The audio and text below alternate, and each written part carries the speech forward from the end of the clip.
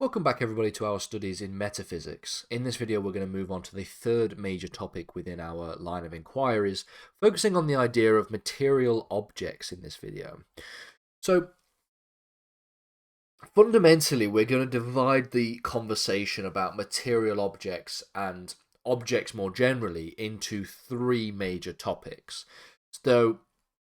And they all sort of relate to each other in various different ways, but they have slight changes in the conversations that we have. Fundamentally, what this topic, the next topic, and the topic afterwards is going to involve is a study and a conversation about what exists, reality itself, material objects, abstract objects, and properties. This video series, the third topic, is going to concern itself with what does it mean to call something a material object, what does it mean to suggest that we have material constitution, and what do we mean about the composition of material objects, the process by which smaller objects form part of a larger whole. The next major topic is going to be the subject of mereology, the mereological approaches to this conversation. And it concerns itself again with material composition, but it has a number of different prerequisites attached. We'll be talking about mereological universalism, mereological vagueness, mereological nihilism, as well as the concept of brutalism as a metaphysical concept. And then we will get into looking at objects and properties, their properties, talking about nominalism, universalism, the Platonic theories of properties and all these different kinds of things. So that's the sort of roadmap for the next three major topics within the subject of metaphysics. And we're going to begin, like I said, with the first of these, the idea of material objects. And fundamentally, each of these topics builds on the next one. So you can't really understand the next topic without reference to this topic, and you can't understand the final topic without reference to both of these topics that we're talking about here. So, welcome back everybody to our subjects in metaphysics. We're going to talk about the next major topic, the idea of examining the nature of material objects in this video. Now, what do we mean when we talk about material objects? What's a material object? Well, if we move on to away from the study of ontology, the study of how we can come to conclusions about things that exist, this is the idea of ontology. But what about some of the most fundamental and foundational elements of reality? So, if we think about reality for a second, we think about how we can philosophize about reality. One of the things that we're going to have to ask is, well, what do I know to be in existence in reality? And material objects is one such things. The study of, or sometimes known as ordinary objects, the study of the objects that we can interact with in reality, in day-to-day life. We will then talk about the concept of abstract objects and properties in the next major topic.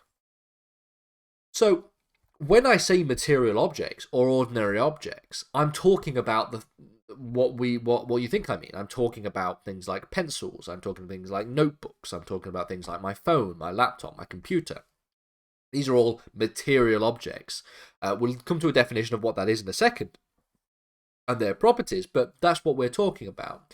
Fundamentally, how this connects to metaphysics is that metaphysics is the study of reality, and what reality is, and what constitutes reality. So, in this similar vein, a study of reality necessarily entails an examination of some of the core components and some of the core features of reality. And that involves an examination of the physical objects that exist in reality, or that is alleged to exist in reality. We all could just be brains in vats, theoretically. According to Elisa Ney in her textbook on this subject, the distinctive goal of the metaphysician is to understand the structure of reality, what kinds of entities exist, and what are their most fundamental general features. So, whereas things like time and modality and causation and persistence and free will all constitute subjects within metaphysics, so too do conversations about material objects and just the basic day-to-day objects in everyday life. With this in mind, therefore, necessarily it is the case that the subject of metaphysics involves an examination of ordinary objects as well as their properties, some of the things that make up reality. And then we also go on to looking at some of the other things which make up reality, the concept of causation, persistence, time, for example. So, with all that being said, what do we mean when we talk about the concept of a material object? What is a material object in this regard?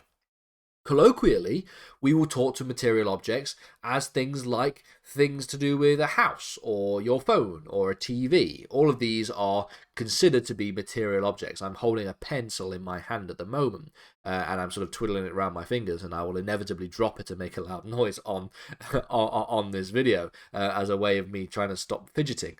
That's an example of a material object, something I have in my hand. The point of reference that is distinguishing a material object from an abstract object is this idea of it being material. So what do we mean when we call something material?